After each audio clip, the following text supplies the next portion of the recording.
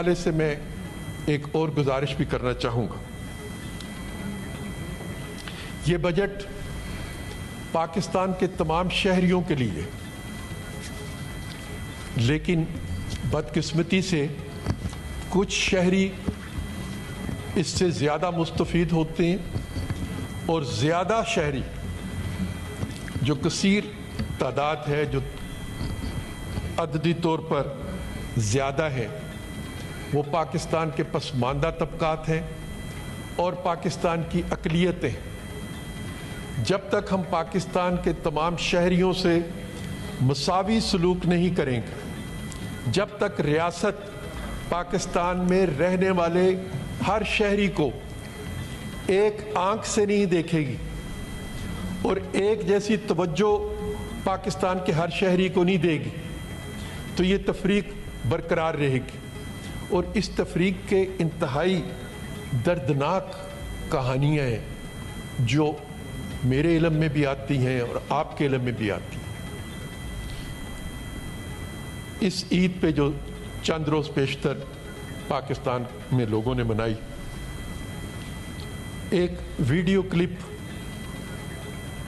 مجھے موصول ہوا جس میں سرکاری وردی میں ملبوس ایک پولیس مین جو ہے وہ ایک خاتون کے گھر میں داخل ہوتا ہے اور اس خاتون سے اس کے عقیدے کے بارے میں سوالات کرنے شروع کرتا ہے. جناب والا، یہ کون سی ریاست میں حق کسی کو دیا جائے کہ وہ اس چیز کے لیے جواب دہ ہو جائے کہ اس کے گھر میں جو قربانی کا گوشت آیا ہے اس کا تعلق کس عقیدے سے تعلق رکھنے والوں سے ہے، یا جو گوشت اس نے دوسروں میں تقسیم کیا ہے وہ کس عقیدے کے لوگوں کے لیے تھے.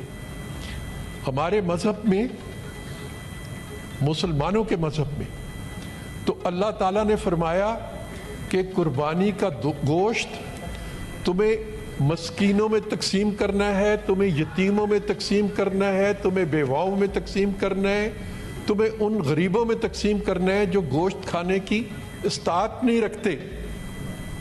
لیکن یہاں پر سوال و جواب یہ ہوتا ہے کہ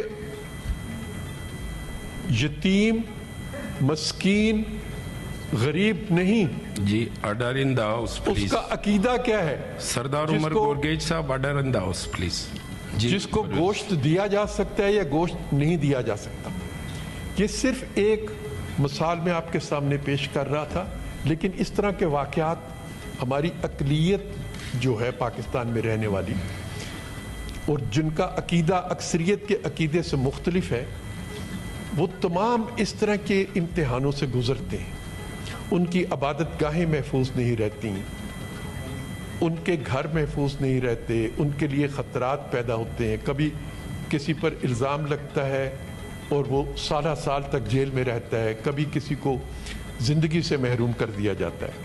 تو آئیے آج ہم اس چیز کا بھی عہد کریں کہ یہ پارلیمنٹ ان تمام قوانین کو ختم کرے جن قوانین کے تحفظ کی آڑ لے کر، جن قوانین کا بہانہ استعمال کر کے پاکستان کے شہریوں پر ان کی زندگیوں کو تنگ کیا جاتا ہے، تاکہ ہم ایک ایسا پاکستان ترتیب دیں، ایک ایسا پاکستان بنائیں جس میں رہنے والا ہر شہری اس ملک کو اپنا ملک سمجھے، جس میں رہنے والا ہر شہری اپنی زبان،